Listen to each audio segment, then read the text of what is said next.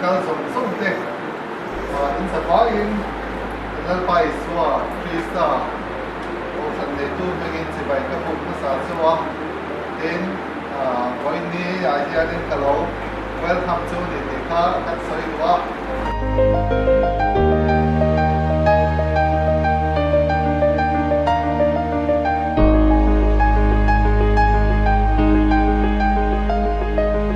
Hitizat me member te min shwai khom le awang hian lom thu kan shil se a lalpa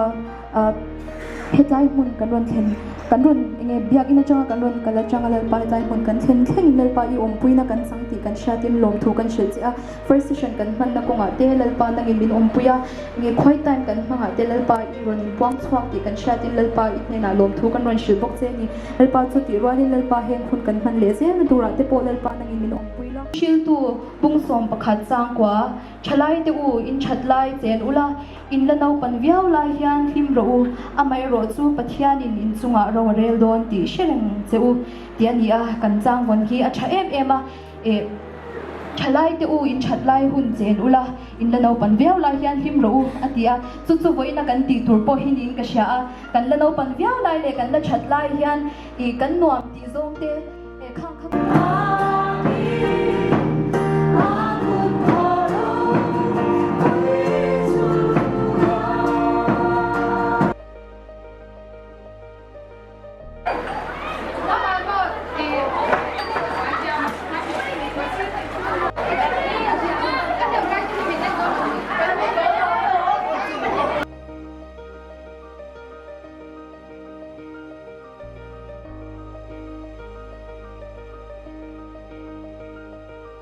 basic na in kan khira